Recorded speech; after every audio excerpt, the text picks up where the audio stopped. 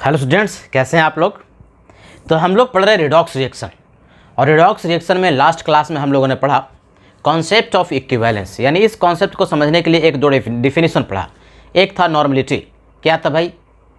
Number of equivalent of a substance in 1 litre of solution. 1 litre solution में जितना किसी भी सब्सटेंस का नंबर ऑफ इक्विवेलेंट होता है ना, वही उसका नॉर्मलिटी कहलाता है। कैपिटल एन से रिप्रेजेंट करते हैं।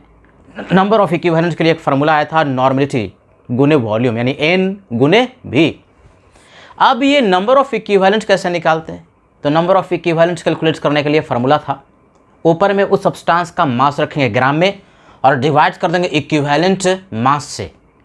अब ये इक्विवेलेंट मास कैसे निकालोगे? तो उसके लिए फार्मूला बताया कि इक्विवेलेंट मास जो होता है मोलर मास को डिवाइड करते हैं उसी सब्सटेंस के एन फैक्टर से, यानी हम लोग पढ़ रहे हैं एन फैक्टर, है कि नहीं। देखो, रिडॉक्स को बढ़िया से समझने के लिए, रिडॉक्स आपको बढ़िया से आए, इसके लिए दो चीज़ लास्ट क्लास में भी बताया था, अभी बता रहा हूँ। एक तो आना चाहिए आपको कि कोई भी एलिमेंट है तो किसी कंपाउंड में उस एलिमेंट का ऑक्सीडेशन स्टेट हम किस तरह से निकालते हैं, ये बढ़िया से आना चाहिए। और दूसरा चीज़ ये कि अगर कोई एक सब्सटेंस है तो उसका एन फैक्टर हम किस तरह से कैलकुलेट करते हैं। तो लास्ट क्लास में हम लोगों ने एन फैक्टर एसिड और बेस के लिए कैलकुलेट करना सीखा था, याद है कि नहीं। एसिड के लिए एन फैक्टर क्या होता है? 1 मोल एसिड यदि है तो किसी एक रिएक्शन में जितना मोल उसका H+ गया ना, वही उसका एन फैक्टर होता है। यानी उस एसिड में कितना H+ है वो देखो, और कितना H+ रिएक्शन में उसका गया है, वो उसका एन फैक्टर होता है। बेस के लिए क्या होता है? बेस में देखो कि OH- कितना है और एक रिएक्शन में कितना OH- उसका गया है, वही उसका एन फैक्टर होता है। यानी एसिड के लिए हमको H+ देखना है और बेस के लिए OH- देखना है एन फैक्टर के लिए। आज हम लोग एन फैक्टर पढ़ने वाला, और बड़ा ही इंपॉर्टेंट है, इसको बढ़िया से देखोगे, है कि नहीं। ये सीखना बहुत जरूरी है। N factor in case of oxidation and reduction. अभी जो हम लोगों ने एसिड और बेस का केस देखा, वो सिंपल एसिड और बेस ऐसा था, इसमें H+ दे दिया एसिड और OH- बेस दे दिया। एन फैक्टर हम लोगों ने H+ और OH- को देखकर निकाल लिया। तो पिछला वाला लेक्चर को आपको बढ़िया से आना चाहिए। ये लेक्चर बढ़िया समझ में आए, इसके लिए पीछे वाला ये जो लास्ट लेक्चर पढ़ाया था, लेक्चर नंबर 4, वो बढ़िया से देख लेना बच्चे, तब ये समझ में आएगा। आज हम लोग पढ़ने वाले हैं कि कोई एक सब्सटेंस है और उसका यदि ऑक्सीडेशन हुआ या रिडक्शन हुआ तो उसका एन फैक्टर कैसे निकालते हैं, यानी N factor in case of oxidation and reduction. एक लाइन बड़े काम का मैं बताने वाला हूं आप लोगों को एन फैक्टर के लिए। In this case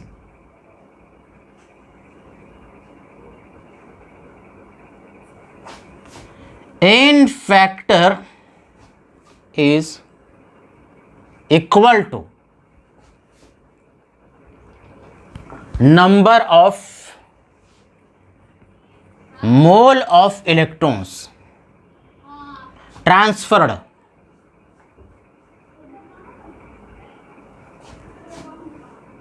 in 1 mole of substance.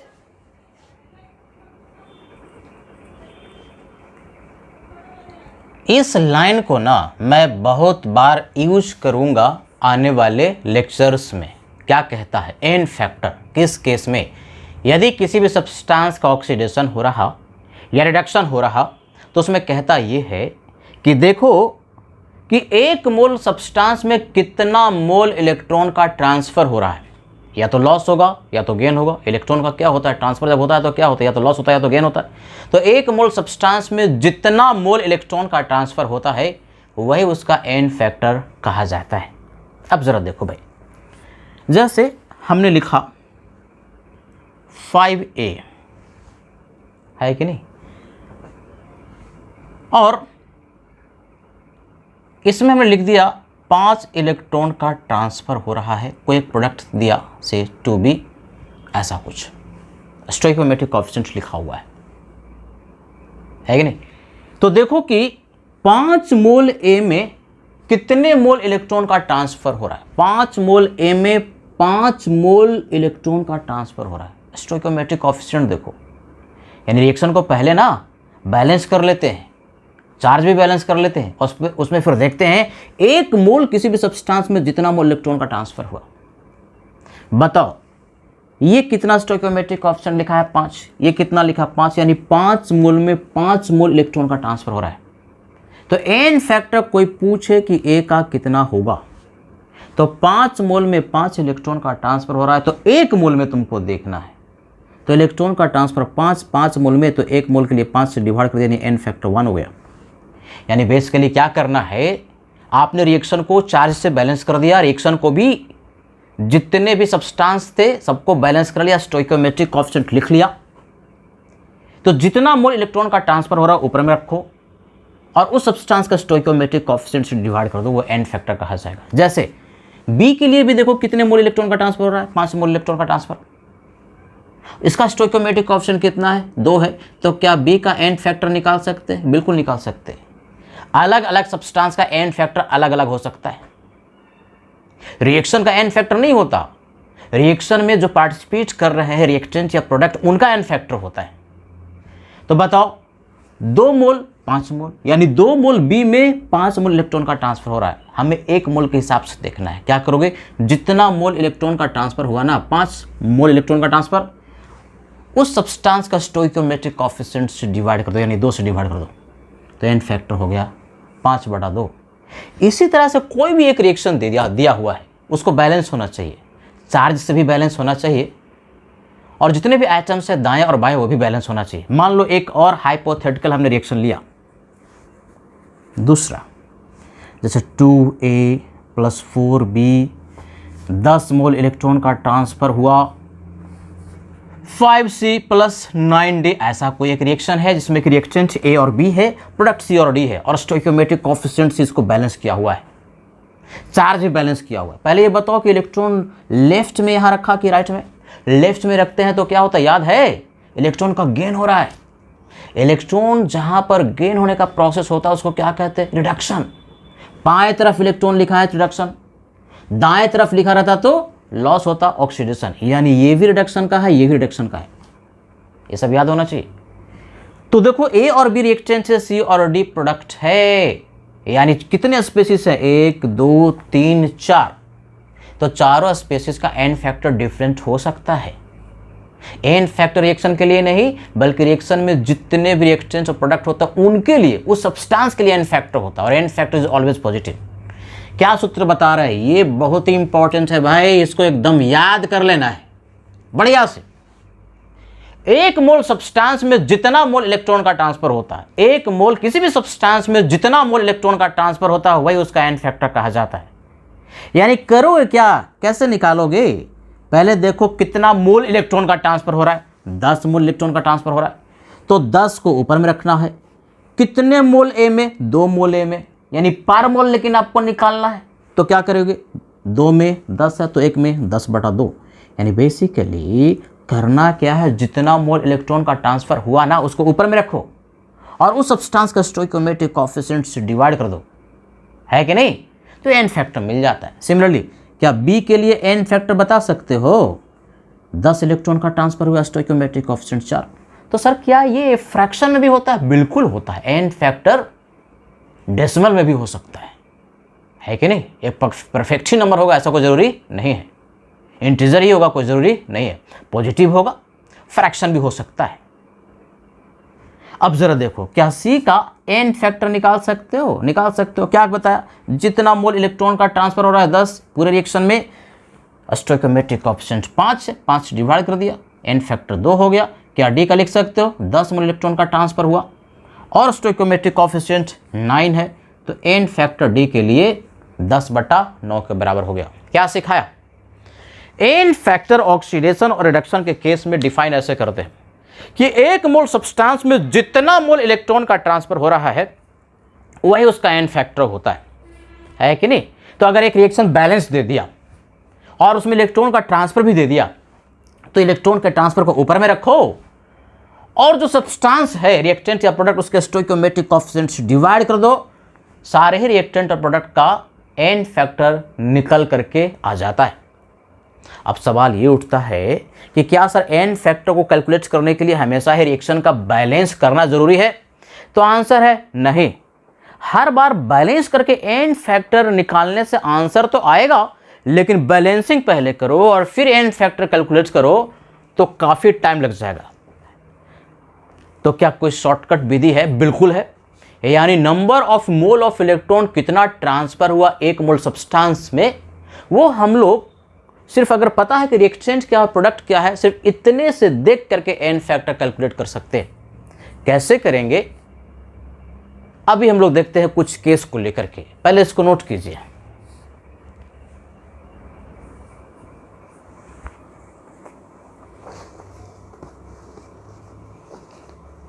और ये जो है ना, एक लाइन में हमेशा बोलते रहूंगा, एक मोल सब्सटेंस में जितना मोल इलेक्ट्रॉन का ट्रांसफर होता है बच्चे, वही उसका एन फैक्टर कहलाता है। Number of mole of electrons transferred per mole of substance. मेरे साथ में ही बोलोगे, पहले अंग्रेजी में फिर हिंदी में। Number of mole of electrons transferred per mole of substance is called n factor. एक मोल सब्सटेंस में जितना मोल इलेक्ट्रॉन का ट्रांसफ़र होता है, ट्रांसफ़र में क्या हो सकता है, ट्रांसफ़र या तो लॉस होगा या तो गेन होगा, दोनों में से कुछ भी। यानी इलेक्ट्रॉन या तो बाएं तरफ लिखा या दाएं तरफ लिखा। तो एक मोल सब्सटेंस में जितना मोल इलेक्ट्रॉन का ट्रांसफ़र होता है वही उसका एन फैक्टर कहा जाता है। जितना मोल इलेक्ट्रॉन का ट्रांसफ़र हो ऊपर में रखो और रिस्पेक्टिव स्टोइकियोमेट्रिक कोएफिशिएंट से डिवाइड कर दो, एन फैक्टर आपको मिल जाता है। तो देखो, एन फैक्टर कैलकुलेट करने का हम लोग कुछ केस लेंगे। केस नंबर 1, एन एफ का मतलब क्या है? N factor.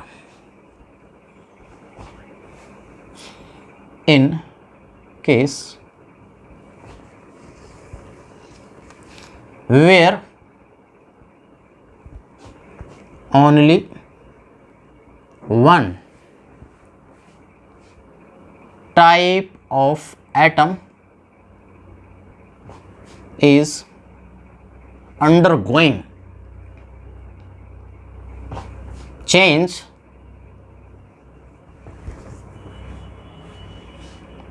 in oxidation state।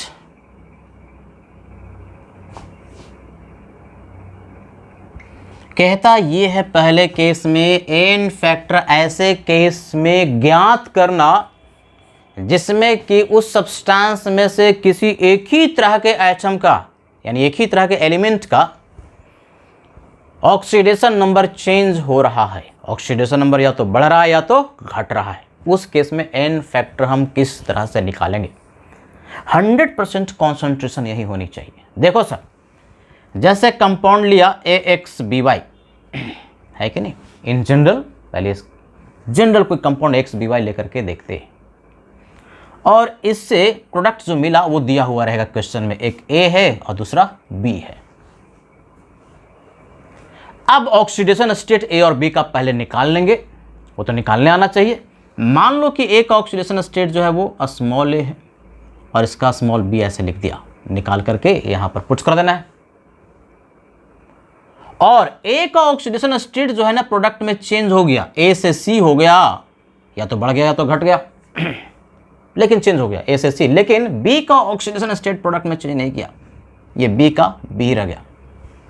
तो कैसा केस हुआ ये ऐसा केस हुआ जिसमें कि उस कंपाउंड में एक ही तरह के एलिमेंट का, यानी A का ही ऑक्सीडेशन स्टेट चेंज हो रहा है और B का ऑक्सीडेशन स्टेट चेंज नहीं हो रहा। तो ऐसे केस में एन फैक्टर हम कैसे निकालेंगे ये सिखा रहे हैं। देखोगे सब ध्यान से।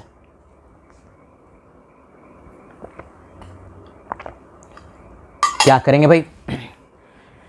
तो सर्वप्रथम जितने भी एलिमेंट है सबका ऑक्सीडेशन स्टेट असाइन कर दिया, लिख दिया। निकालना सिखाया था ऑक्सीडेशन नंबर, आज भी सिखाएंगे।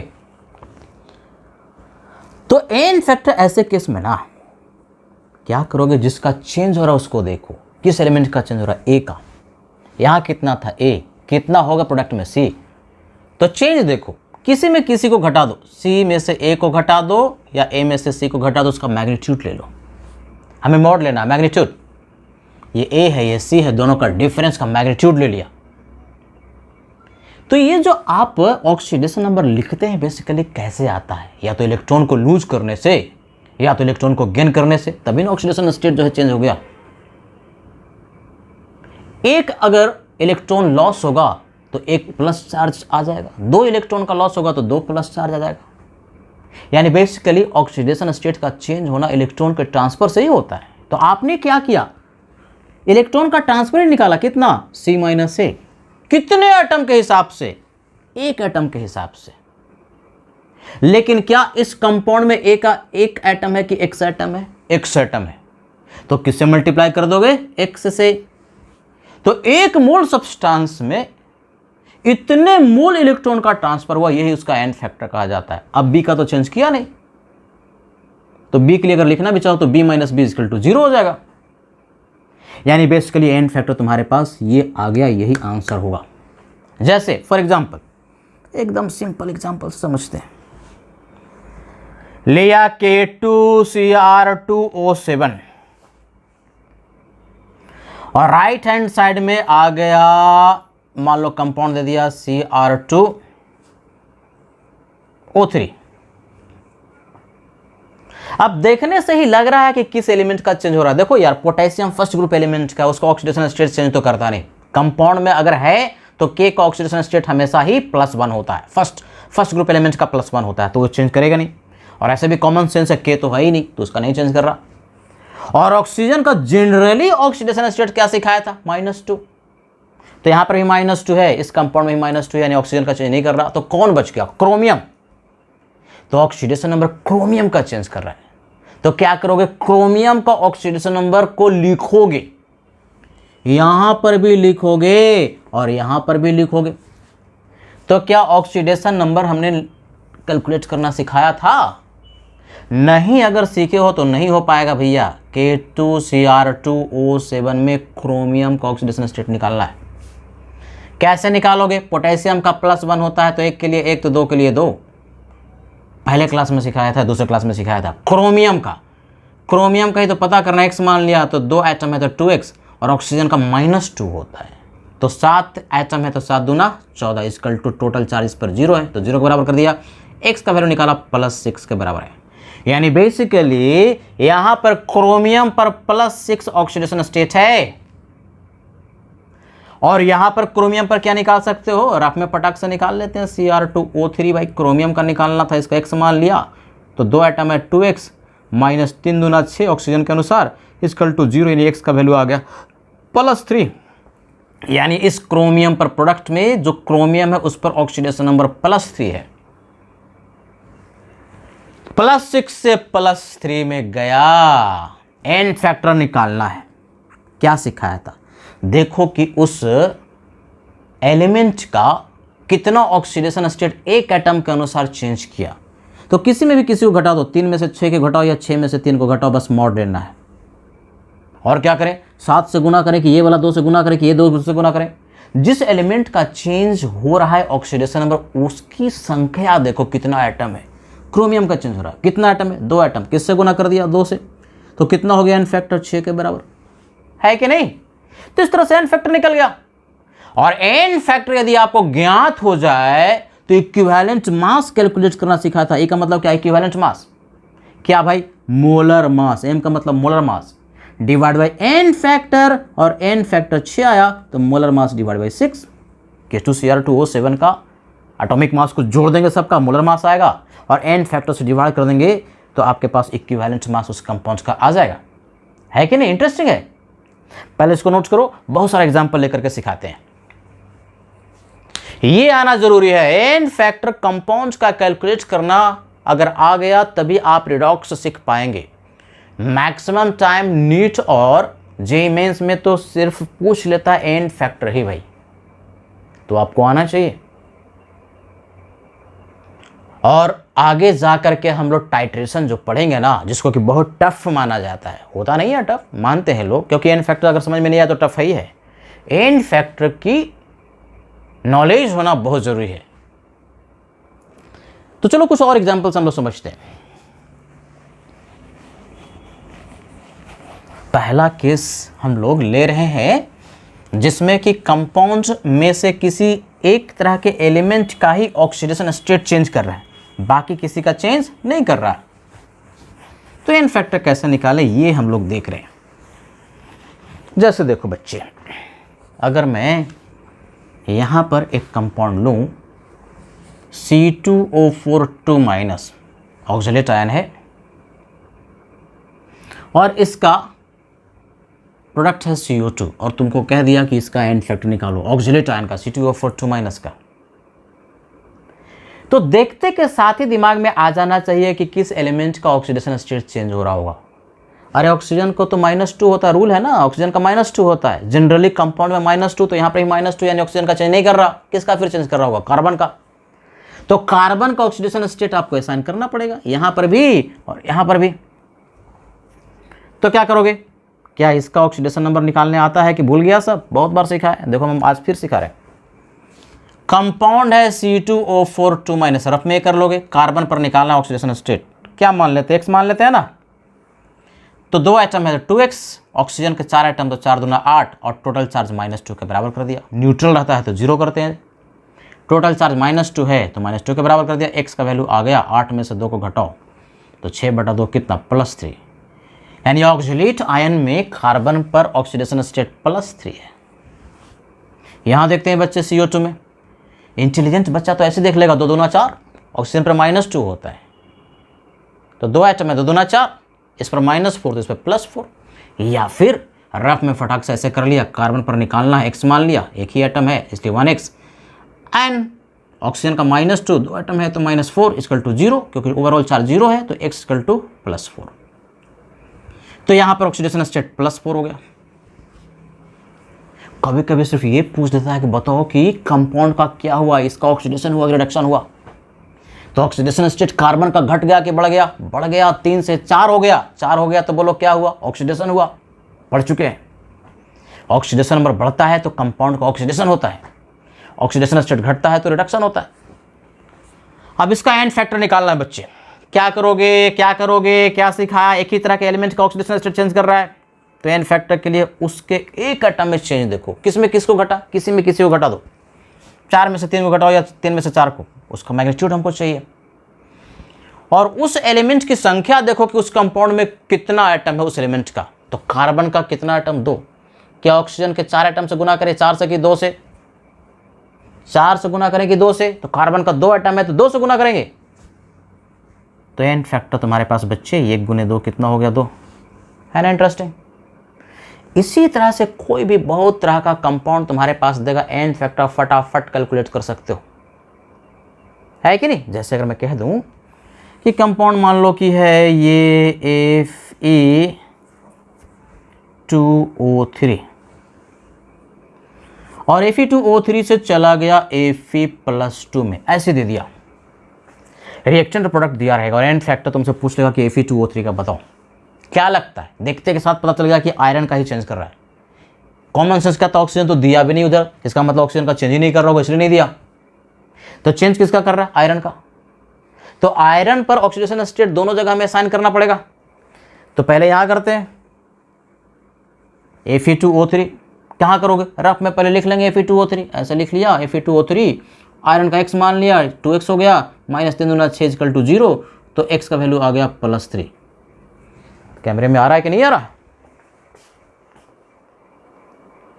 आ रहा है, +3 है कि नहीं। थोड़ा सा यहां पर कट रहा है,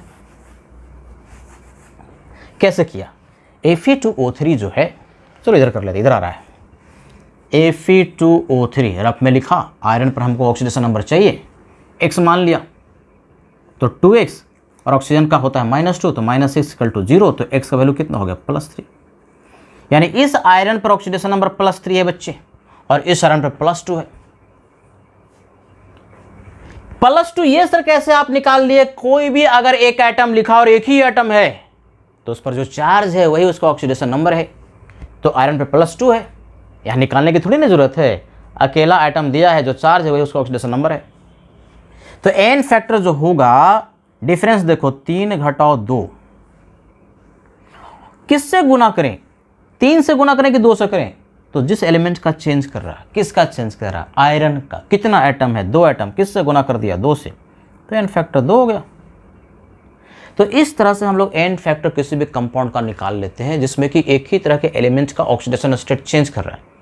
चेंज करने का मतलब क्या, या तो घट जाए या तो बढ़ जाए। नोट कीजिए इसको।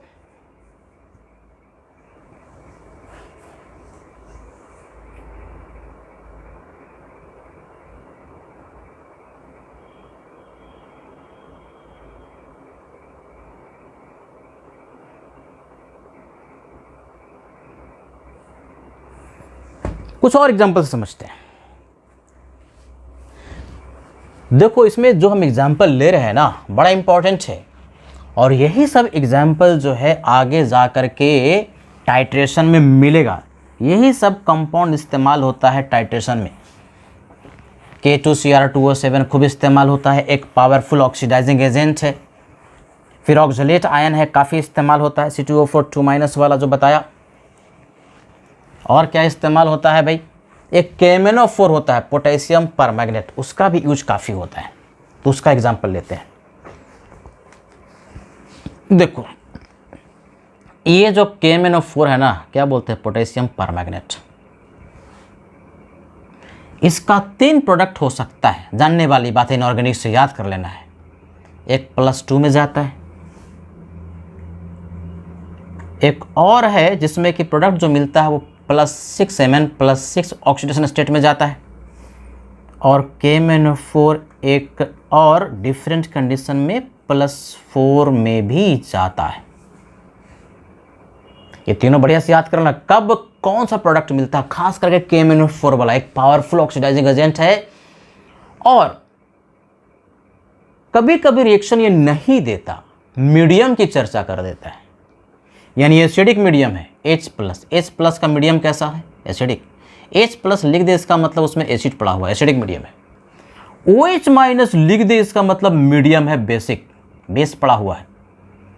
और फिर लिख देगा अगर H+ भी नहीं, OH- नहीं, तो इसका मतलब मीडियम कैसा है, न्यूट्रल। तो तीनों मीडियम में ना KMnO4 का जो प्रोडक्ट होता है वो डिफरेंट होता है। जानने वाली बात है, एक्सपेरिमेंटल फैक्ट है जो कि आपको याद कर लेना है इनऑर्गेनिक से। तो ये 3 तरह के KMnO4 का प्रोडक्ट मिलता है, और KMnO4 का N फैक्टर तीनों केस में अलग होगा। पहली बात कि ये जो हम सिखा रहे हैं बिल्कुल याद कर लेना, प्रोडक्ट के साथ कभी कभी रिएक्शन लिखता नहीं है। तो क्या लगता है भाई, क्या KMnO4 का तीनों में हम लोग N फैक्टर निकाल पाएंगे? बिल्कुल निकाल पाएंगे। क्या लगता है किस एलिमेंट का इसमें ऑक्सीडेशन स्टेट चेंज कर रहा है? पढ़ते पढ़ते ज्ञान हो गया, देखते के साथ बता दोगे कि पोटेशियम फर्स्ट ग्रुप एलिमेंट है, इसका तो चेंज करता ही नहीं। कंपाउंड अगर बना तो चेंज नहीं करेगा। ऑक्सीजन लिखा भी नहीं है तो कॉमन सेंस है कि ऑक्सीजन का चेंज नहीं कर रहा होगा। ऐसे भी जनरली ऑक्सीजन का -2 होता है। तो फिर किसका चेंज कर रहा है, Mn का। किसका चेंज कर रहा है, Mn का। किसका चेंज कर रहा है, Mn का। तो सर ये N फैक्टर क्या Mn का निकलेगा? अरे नहीं बच्चे, N फैक्टर पूरे कंपाउंड का होता है। N फैक्टर पूरे कंपाउंड का होता है। N फैक्टर पूरे कंपाउंड का होता है। याद रखना 2-3 बातें। N फैक्टर एक कंपाउंड का होता है, एक मॉलिक्यूल का होता है। N फैक्टर रिएक्शन के लिए नहीं होता। N फैक्टर हमेशा एक पॉजिटिव क्वांटिटी है। N फैक्टर हमेशा एक नेचुरल नंबर ही होगा, परफेक्ट नंबर ही होगा, ऐसा कोई जरूरी नहीं है। डेसिमल में भी हो सकता है, फ्रैक्शन में भी हो सकता है।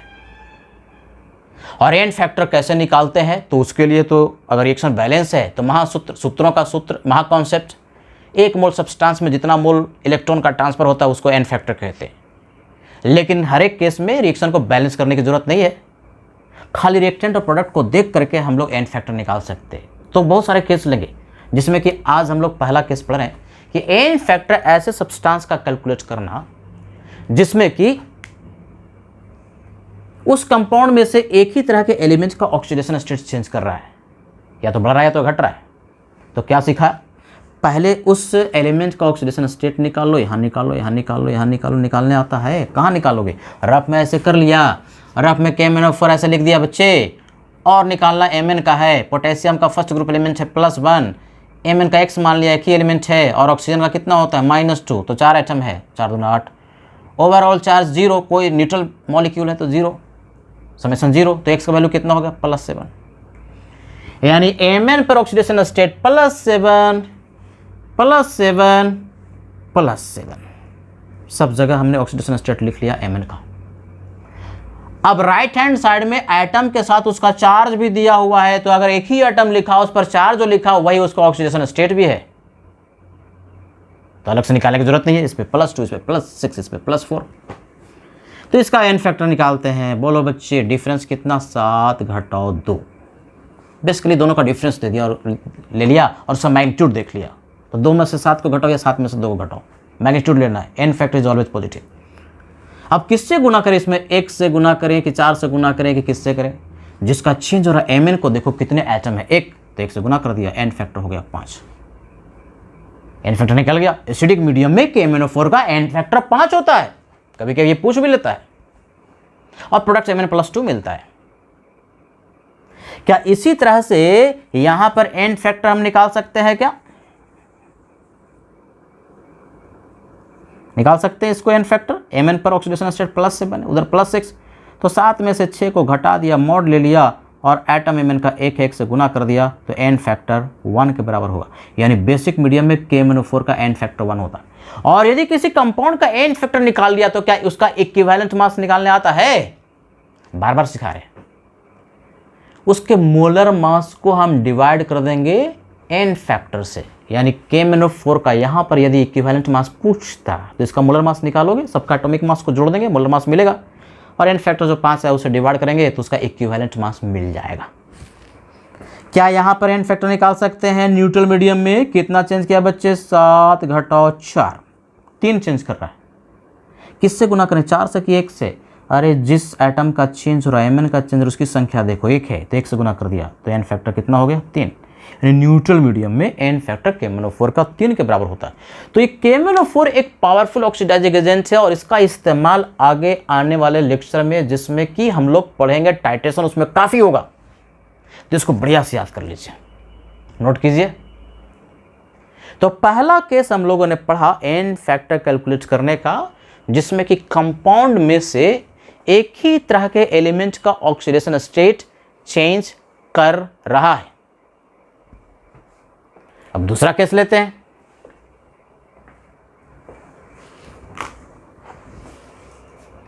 बहुत इंटरेस्टिंग है, एन फैक्टर।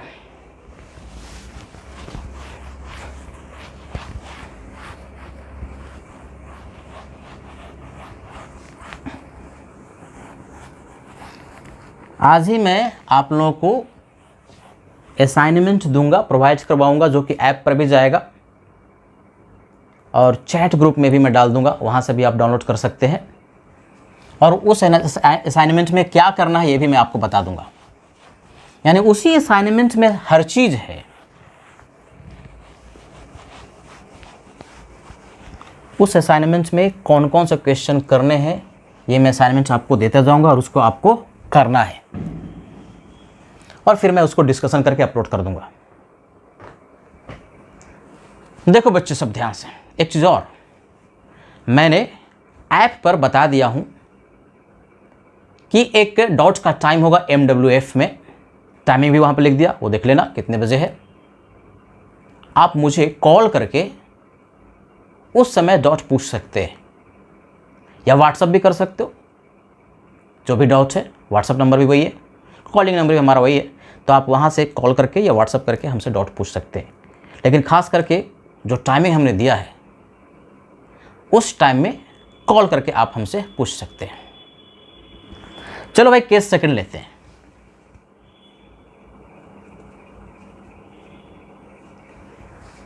केस सेकंड बहुत इंपॉर्टेंट, दो जो केस है ना बहुत इंपॉर्टेंट है, केस नंबर 1 और case number 2।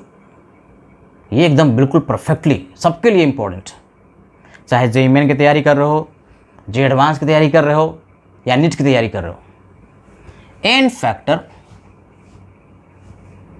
Where more than 1 type of atoms are undergoing change in ON। ON का मतलब क्या? Oxidation number. लेकिन इसमें कंडीशन अप्लाइड है, आइदर ऑल आर ऑक्सीडाइज्ड और all are रिड्यूस्ड, है ना। कहता क्या है पहले ये हम लोग समझते हैं कि कौन से केस की बात कर रहा है। एन फैक्टर हमें ऐसे सब्सटेंस का निकालना है, सब्सटेंस का ये एन फैक्टर होता है, कंपाउंड या मॉलिक्यूल का एन फैक्टर होगा। तो ऐसे मॉलिक्यूल का एन फैक्टर हमें निकालना है जिसमें कि एक तरह का एलिमेंट का नहीं बल्कि एक से ज़्यादा तरह का एलिमेंट, यानी 2 तरह का एलिमेंट या 3 तरह का एलिमेंट का ऑक्सीडेशन स्टेट चेंज कर रहा है। और वो जो ऑक्सीडेशन स्टेट चेंज कर रहा है ना प्रोडक्ट में, उसके लिए कंडीशन है या तो जिन जिन का चेंज कर रहा है सबका बढ़ रहा है या तो सबका घट रहा है। यानी जिसका जिसका भी ऑक्सीडेशन स्टेट चेंज कर रहा है या तो सबका ऑक्सीडेशन हो रहा है या तो सबका रिडक्शन हो रहा है। ऐसे केस में एंड फैक्टर कैसे निकालते हैं, तो जैसे जनरल जो हम लेते थे, एक्स ले लिया, बी वाई ले लिया और सी जेड। मान लो कि उस कंपाउंड में 3 तरह के एलिमेंट हैं और तीनों तरह के एलिमेंट्स का ऑक्सीडेशन स्टेट चेंज कर रहा है, लेकिन तीनों का ही चेंज करेगा ऐसा कोई जरूरी नहीं है, बस एक से ज़्यादा चेंज होना चाहिए। तो यहाँ पर हम ले रहे हैं ऐसा केस जिसमें कि तीनों का चेंज कर रहा है। प्रोडक्ट मिला किसका, ए का भी, बी का भी और सी का। ए बी सी ही नहीं बल्कि इसके साथ कुछ और एलिमेंट होगा, वो लिखा हुआ रहेगा। और उन प्रोडक्ट में सबका ऑक्सीडेशन नंबर पहले साइन कर लेना है। जैसे यहाँ पर ए का ऑक्सीडेशन स्टेट स्मॉल ए लिख दिया, यहाँ पर बी और यहाँ पर सी, निकाल करके सबका ऑक्सीडेशन नंबर लिख दिया। सर ये बी सी कैसे लिख दिया, अरे यार निकालेंगे तो कुछ वैल्यू आएगा ना, 2 आएगा, 3 -2 कुछ भी जो आया लिख दिया। यहाँ पर मान लो ए का चेंज होकर डी हो गया, इसका ई हो गया और इसका एफ हो गया, यानी सबका ऑक्सीडेशन स्टेट चेंज कर गया, ए का भी, बी का भी, सी का भी प्रोडक्ट में। लेकिन कंडीशन अप्लाइड है, अगर ए का ऑक्सीडेशन स्टेट बढ़ के डी हो गया, ए से डी, तो अगर डी बड़ा है ए से यानी ऑक्सीडाइज हुआ, तो बाकी ये ई वाला वैल्यू भी बी से बड़ा होगा और एफ वाला वैल्यू भी सी का से बड़ा होगा। यानी सब या तो ऑक्सीडाइज कर रहा है या तो सब रिड्यूस कर रहा है, या तो सबका ऑक्सीडेशन स्टेट बढ़ रहा है या तो सबका घट रहा है। तो सबका ऑक्सीडेशन स्टेट बढ़ रहा है, इसका मतलब क्या, सब इलेक्ट्रॉन लूज कर रहा है, ये भी कर रहा है, ये भी कर रहा है, ये भी। तो जितना भी इलेक्ट्रॉन लूज करेगा सबको जोड़ दो, या सब यदि गेन कर रहा है तो टोटल इलेक्ट्रॉन का जो गेन हो रहा है सबको जोड़ दो, एन फैक्टर आ जाएगा। यानी ऐसे केस में इंडिविजुअली एक एक का निकाल करके और सबको जोड़ दो, है ना इंटरेस्टिंग। तो मान लो कि खाली इसी का अगर चेंज करता और एन फैक्टर निकालना होता तो कैसे निकालते, इसका ए है इसका डी है, डिफरेंस कितना, डी माइनस ए। क्या सिखाया था, जितने एटम है ए का उससे गुना कर देंगे, एक से गुना कर दिया। तो एन फैक्टर ये होता इस कंपाउंड का कब, जबकि बी और सी का चेंज नहीं करता, लेकिन बी का भी चेंज कर रहा, सी का भी चेंज कर रहा। तो क्या करोगे, करना क्या है, बी के अनुसार भी निकालो। बी का यहाँ बी है, वहाँ क्या है, कितना हो गया ई, तो ई माइनस बी का मैग्नीट्यूड लिया और कितने एटम बी के हैं वाई, तो वाई से गुना कर दिया, प्लस एक और एटम का चेंज हो रहा है सी का, कितना यहाँ सी, वहाँ कितना एफ, तो डिफरेंस देखो एफ माइनस सी, मॉड ले लिया, है कि नहीं। किससे गुना कर दें, सी का जितना एटम है, कितना एटम है जेड, सबको जोड़ दिया, यही तो इसका एन फैक्टर हो गया। अब इसका कुछ इंटरेस्टिंग एग्जाम्पल लेते हैं और उससे समझते हैं कि किस तरह से ऐसे केस में एन फैक्टर हम निकालेंगे। नोट कीजिए,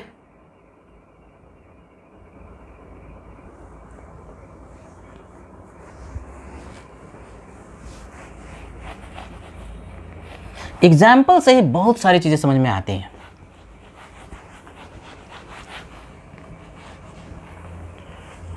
जैसे देखो सब ध्यान से, एक कंपाउंड लिया Cu2S, इसको बोलते हैं क्यूपरस सल्फाइड। सल्फर जो है ना ऑक्सीजन वाला ग्रुप में होता है, तो उसका ऑक्सीडेशन स्टेट जनरली -2 होता है, हालांकि बहुत सारे वेरिएबल भी होते हैं, लेकिन अगर इस तरह का कंपाउंड दे देना Cu2S ऐसे, तो क्या सिखाया था, एक बार क्लास में सिखाया था कि इधर वाला चार्ज इधर, इधर वाला चार्ज इधर, यानी कॉपर पर जो ऑक्सीडेशन स्टेट होगा ना, इसका कितना एटम है 1, ये 1, तो ये हो गया +1, पहला वाला कटाइन दूसरा वाला एनाइन। तो सल्फर पे कितना, ये 2 है ना, तो इस पर क्या चार्ज आ गया -2, यानी ऑक्सीडेशन नंबर कॉपर का +1, सल्फर पर -2, इधर वाला इधर, इधर वाला इधर। अब ये Cu+2 में चला गया और SO2 में चला गया, मान लो इस तरह से। तो इस कंपाउंड में कॉपर और सल्फर का ऑक्सीडेशन स्टेट निकाल लिया, इसका जो प्रोडक्ट है वहां पर भी निकाल लेते हैं। कॉपर पर यहाँ पर क्या है +2, अकेला कोई एलिमेंट लिखा है ना, एक ही एटम, उस पर तो चार्ज होता है, वही उसका ऑक्सीडेशन नंबर भी होता है। यहाँ पर क्या लगता है किसका लिखें, सल्फर का, यार सल्फर ही है तो उसी का लिखेंगे ना। कितना होगा, अब तुम स्मार्ट हो गए हो, x - 4 = 0, इसका x, इसका 2 दूना 4 -4 = 0, तो कितना हो गया +4। अब जरा देखते हैं कि क्या केस बन रहा है, जो हम पूछते हैं मुझे बताओ, किसका किसका ऑक्सीडेशन स्टेट चेंज कर रहा है, सिर्फ कॉपर का कि सिर्फ सल्फर का कि दोनों का, दोनों का। कॉपर का +1 से +2 हो गया, सल्फर का -2 से +4 हो गया। अब बताओ कि दोनों का घट रहा है कि बढ़ रहा है। कॉपर का +1 से +2 बढ़ गया, सल्फर का -2 से +4 बढ़ गया। यानी ये वाला वही केस हो गया जिसमें कि जितने भी एटम्स थे जिसका कि ऑक्सीडेशन स्टेट चेंज कर रहा है, एक से ज़्यादा चेंज कर रहा है, लेकिन दोनों का ही ऑक्सीडेशन नंबर बढ़ रहा है, या तो सबका बढ़ जाए या तो सबका घट जाए। तो एन फैक्टर कैसे निकालेंगे, कैसे निकालेंगे बच्चे, बहुत आसान तरीका है। कॉपर के अनुसार सोचो, यहाँ 2 यहाँ 1, तो डिफरेंस कितना 2 - 1, मॉड ले लिया, किससे गुना कर दे, कॉपर के एटम से 2 से, प्लस सल्फर के अनुसार सोचो, यहाँ कितना 4, यहाँ कितना -2, तो 4 माइनस क्या प्लस, डिफरेंस तो 4 और 2 6 हो गया, किससे गुना किया, सल्फर का एक एटम है तो 1 से, तो 4 2 6 और ये 2 कितना हो गया 8, तो एन फैक्टर 8 हो गया। कोई तुमसे पूछे यहाँ पर कि इक्विवेलेंट मास बताओ CO2S का, कैसे निकालोगे, मोलर मास जो होगा CO2S का डिवाइड बाई एन फैक्टर 8। समझ बात आई ना। यानी यहाँ पर कॉपर का भी चेंज करा, सल्फर का भी चेंज करा, और दोनों का बढ़ रहा है, या तो सबका बढ़ जाए या तो सबका घट जाए। ऐसे केस में इंडिविजुअल के अनुसार निकाल के, यानी पहला वाला केस ही कर रहे हैं, कॉपर के अनुसार सल्फर के अनुसार, और फिर दोनों को जोड़ दिया, वह उसका एन फैक्टर कहा जाता है। कुछ और एग्जांपल लेते हैं, इसको नोट कीजिए, वेरी इंटरेस्टिंग। जैसे देखो, और ये सब जो कॉमन मैं एग्जांपल ले रहा हूं ना, बहुत पूछता है। एक होता है फेरस ऑक्सलेट, FeC2O4, इसको बोलते हैं फेरस ऑक्सलेट। ये जानने वाली बात है। देखो करते क्या है ना, ये फेरस ऑक्सलेट में तुमको पता है, बार बार पढ़ाते पढ़ाते अब तुमको ज्ञान हो गया कि ऑक्सलेट आयन होता है C2O4 2-, ऑक्सलेट आयन C2O4 2-, तो इस पे -2 चार्ज है, तो आयरन पर क्या होगा +2, तोड़ दिया। तोड़ने से क्या होगा कि आयरन पर भी ऑक्सीडेशन स्टेट आ जाएगा, और कार्बन का यहां से निकाल सकते हैं। इसका प्रोडक्ट मिला, दिया रहेगा क्वेश्चन में CO2 N + Fe3+, ऐसे। अब जरा देखते हैं कि मामला क्या है, किसका किसका चेंज हो रहा है। ऑक्सीजन का तो -2 होता है, तो यहाँ पर भी -2 है, यहाँ पर -2 है, तो यानी ऑक्सीजन का चेंज नहीं कर रहा, तो फिर बच गया क्या हो, आयरन और कार्बन। तो आयरन का यहाँ पर ऑक्सीडेशन स्टेट अभी सिखाया, देखो इस कंपाउंड को तोड़ दिए तो ऑक्सीलेट आयन और Fe+2, इस पर -2, ये जानने वाले ऑक्सीलेट आयन होता है -2, तो इसे +2, यानी आयरन पर ऑक्सीडेशन स्टेट +2 है। और कार्बन पर यहाँ से निकाल लेंगे, सिखाया था 2x, अभी भी तो एग्जाम्पल लिया था, -4 दूना 8 = -2, तो x का वैल्यू कितना हो गया +3, 6/2 +3, यानी इस कार्बन पे +3 है। यहाँ पर कार्बन पर पढ़ते पढ़ते ज्ञानी बच्चे हो गए, x - 4 = 0, यानी कितना +4। और आयरन एक अगर अकेला एटम है तो उस पर जो चार्ज होता है वही उसका ऑक्सीडेशन स्टेट भी होता है। तो जरा आप देखते हैं केस क्या है, इस कंपाउंड में कितने एटम का, कितने तरह के एलिमेंट का ऑक्सीडेशन स्टेट चेंज कर रहा है, बता सकते हो। 2 तरह का, आयरन का और कार्बन का। आयरन का +2 से +3 हो गया, कार्बन का +3 से +4 हो गया, यानी आयरन का बढ़ गया, कार्बन का भी बढ़ गया, दोनों का बढ़ गया। तो यही वाला केस हो गया ना। तो एन फैक्टर कैसे निकालोगे भाई, दोनों इंडिविजुअल के अनुसार निकाल लो। आयरन के अनुसार 2 से 3, तो 3 घटाओ 2, नंबर ऑफ एटम आयरन का 1, ये हो गया आयरन के अनुसार। अब इसमें जोड़ेंगे कार्बन वाला, कार्बन का कितना 4, इधर कितना 3 डिफरेंस, और कार्बन का एटम कितना 2, 2 से गुना कर दिया और फिर जोड़ दिया। ये कितना हो गया, 1 हो गया, ये कितना हो गया 2 हो गया, तो 2 और 1 3, यानी एन फैक्टर 3 के बराबर हुआ।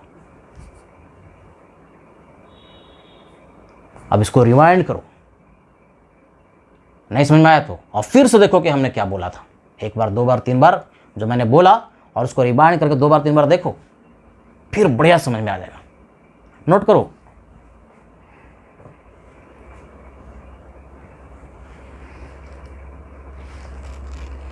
कुछ और एग्जांपल लेते हैं।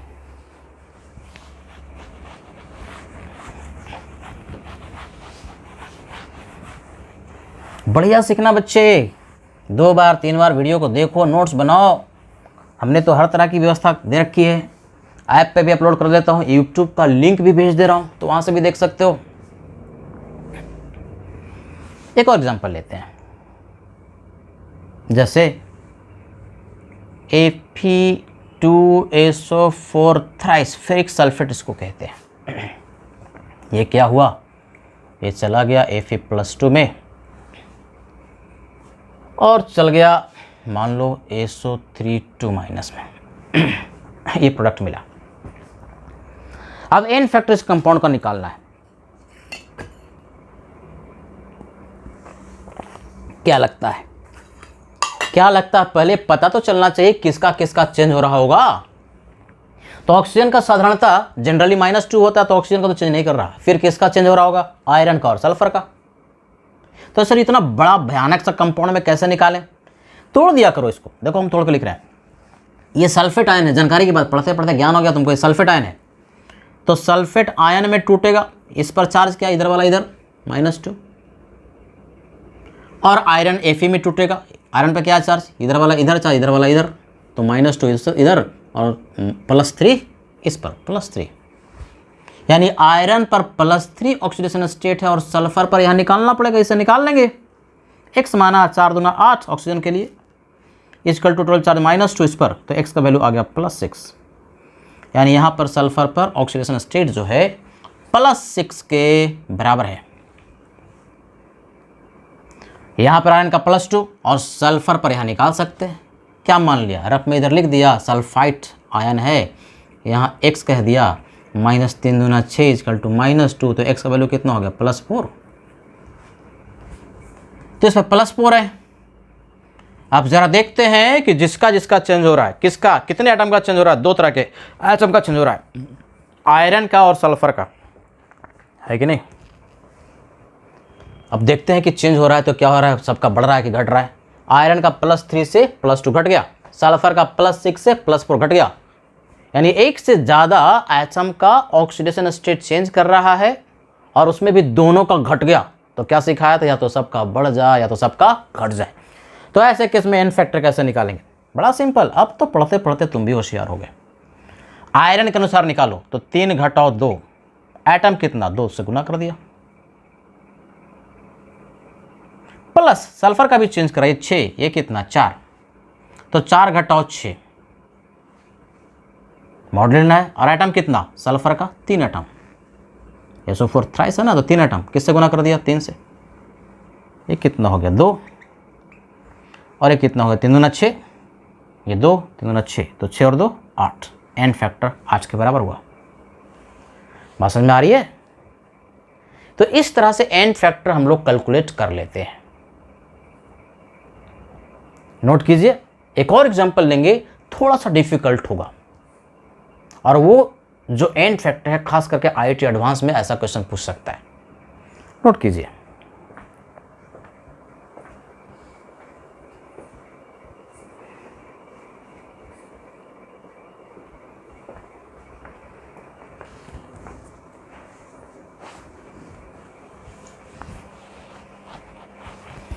हम लोग सीख रहे हैं एन फैक्टर कैलकुलेट करना डिफरेंट केसेस में। आज 2 केस ले रहे हैं। पहला केस जिसमें कि कंपाउंड में से एक ही तरह के एटम का ऑक्सीडेशन स्टेट चेंज कर रहा। दूसरा केस ले रहे हैं जिसमें कि एक से ज़्यादा तरह के एलिमेंट का ऑक्सीडेशन स्टेट चेंज कर रहा है और उसमें भी सबका या तो बढ़ रहा है या तो सबका घट रहा। तो दूसरा केस का एक थोड़ा सा टफ एग्जाम्पल लेते हैं। ऐसा कंपाउंड है K4FeCN6, कॉम्प्लेक्स कंपाउंड बोलते हैं ना इसको।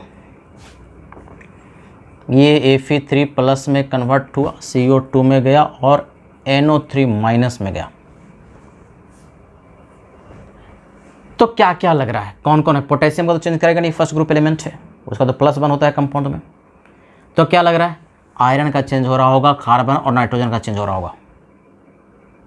तो इस तरह के कंपाउंड में हमने आयरन जो सेंट्रल एटम है उसका ऑक्सीडेशन स्टेट सिखाया था। ये लिगेंड है, इस पर चार्ज क्या होता है? CN-1 होता है। कुछ याद आ रहा है? CN-1, ये लिगेंड है, साइनाइड आयन।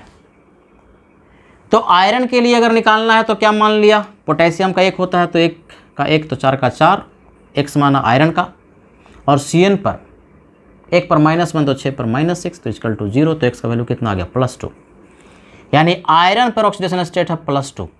और साइनाइड आयन वाला नोट्स देखना, ये लेक्चर नंबर 2 में सिखाया था, कार्बन पर नाइट्रोजन पर -3, तो इस पर +2, तभी तो ये -1 होगा। यानी साइनाइड वाले आयन जो एटम है कार्बन, उस पर ऑक्सीडेशन स्टेट +2 होता है। ये सिखाया है, लेक्चर नंबर 2 देख लेना। और नाइट्रोजन पर -3, तब ना -3 और +2 मिलकर के कितना हो गया? -1। यानी कार्बन पर है +2 और नाइट्रोजन पर है -3। इधर आयरन पर +3, कार्बन पर होशियार हो गए, 2 दूना 4, -2 गुने 2, 2 दूना 4, और नाइट्रोजन, नाइट्रेट आयन यहाँ पर लिख लिया रफ में, इधर लगता है दिखाई नहीं पड़ेगा, नाइट्रेट आयन यहाँ पर रफ में लिख लिया। नाइट्रोजन पर निकालना है, x माना, ऑक्सीजन का -2 होता है, तो 3 एटम है, 3 दूना 6, टोटल चार्ज -1, तो x का वैल्यू कितना आ गया? +5। यानी नाइट्रोजन पर +5 है। इधर तो ऑक्सीजन है ही नहीं, तो ऑक्सीजन का ऐसे भी साधारणतः -2 होता है, उसका तो चेंज करेगा नहीं। तो कितने तरह का एलिमेंट्स का ऑक्सीडेशन नंबर चेंज कर रहा है देख लेते हैं। आयरन का +2 से +3 चेंज कर गया, कार्बन का +2 से +4 चेंज कर गया, नाइट्रोजन का -3 से +5 चेंज कर गया। यानी 3 तरह के एलिमेंट्स का ऑक्सीडेशन स्टेट चेंज कर रहा है। अब जरा देखते हैं कि क्या हो रहा है, बढ़ रहा है कि घट रहा है। आयरन का +2 से +3 बढ़ गया, कार्बन का +2 से +4 बढ़ गया, नाइट्रोजन का -3 से +5 बढ़ गया। यानी सबका ऑक्सीडेशन स्टेट बढ़ गया। तो क्या सिखाया था? या तो सबका बढ़ जाए या तो सबका घट जाए। तो एन फैक्टर निकालने का तरीका क्या भाई? सारे एलिमेंट्स के अनुसार निकालो जिसका इसका चेंज हो रहा है। आयरन का +2, उधर कितना? +3, तो 3 - 2 का मॉड, आयरन का आइटम 1 से गुना कर दिया, प्लस कार्बन के अनुसार 1 में चेंज पहले देखते हैं, इधर 4 इधर 2, तो 4 घटाओ 2, एटम कार्बन का 1 नहीं बल्कि कितना है? 6 से गुना कर दिया, प्लस नाइट्रोजन के अनुसार देखो 1 में चेंज देखो, उधर कितना? 5, इधर कितना? -3, तो 5 घटाओ -3। ये बात समझ में आ रही है ना? ऐसे करोगे ना तो 5 और -3 कितना हो जाएगा? माइनस माइनस प्लस, यानी बेसिकली एक एटम में 8 का चेंज है। ठीक है, एटम कितना? 6। अब सबको जोड़ देते हैं, ये हो गया 1, ये हो गया 6 दूना 12, और ये हो गया 8 छक 48, यानी 61। ये इसका एन फैक्टर हुआ है कि नहीं? यानी ये कैसा कॉम्प्लेक्स कंपाउंड, इसमें कि 3 तरह के एटम का ऑक्सीडेशन स्टेट चेंज कर, या तो सबका बढ़ गया तो सबका घट गया। तो सबका इंडिविजुअली के अनुसार निकाल के जोड़ दिया, एन फैक्टर मिल गया। यानी आज हम लोग लेक्चर में जो सीखे 2 ही तरह का ले रहे हैं, और इसको प्रैक्टिस करना। पहले उन्हीं एग्जाम्पल का जो हमने यहाँ पर लिखा, लिख करके खुद से एन फैक्टर जल्दी से समराइज करते हैं आज का लेक्चर को। अगर ऑक्सीडेशन या रिडक्शन हो रहा है और रिएक्शन बैलेंस दिया हुआ है, तो डेफिनेशन ये है कि 1 मोल सब्सटेंस में जितना मोल इलेक्ट्रॉन का ट्रांसफर होता है वह उसका एन फैक्टर कहलाता है। यानी बेसिकली जितना मोल इलेक्ट्रॉन का ट्रांसफर हुआ है ना, ऊपर में रखो और कंपाउंड्स का स्टोइकोमेट्रिक कोएफिशिएंट से डिवाइड कर दो, तो एन फैक्टर मिल जाता है। लेकिन हर बार रिएक्शन को बैलेंस करने की जरूरत नहीं है। अगर एक्सचेंज पता, प्रोडक्ट पता, तो हम एन फैक्टर निकाल सकते हैं। 4 केस लेंगे, अभी 2 केस लिया है, बाकी जो केसेस है अगले क्लास में लेंगे। तो पहला केस में एक ही तरह के एटम का ऑक्सीडेशन स्टेट चेंज कर रहा है, तो एक एटम के अनुसार ऑक्सीडेशन नंबर निकाल लो, चेंज देख लो मैग्नीट्यूड, और उस एलिमेंट का जितना एटम है उसे गुना कर दो, एन फैक्टर आ जाता है। एन फैक्टर हमेशा पॉजिटिव। दूसरे केस में एक से ज्यादा एलिमेंट्स का चेंज कर रहा है, लेकिन कंडीशन अप्लाई, या तो सबका बढ़ गया तो सबका घट गया। तो इंडिविजुअली के अनुसार सबका निकाल करके सबका जोड़ दो, तो एन फैक्टर मिल जाता है। ठीक है बच्चे, तो आज के लिए इतना ही। जम के पढ़िए, और निगेटिविटी कभी भी अब अपने अंदर आने मत दीजिए। पॉजिटिविटी को रखिए, कायम रखिए, अपने आप को ऑक्यूपाइड रखो, कंस्ट्रक्टिव वर्क में कुछ ना कुछ करते रहो, इंगेज रहो, तो पॉजिटिव माइंड रहेगा। जम के पढ़ाई कीजिए। Thank you very much.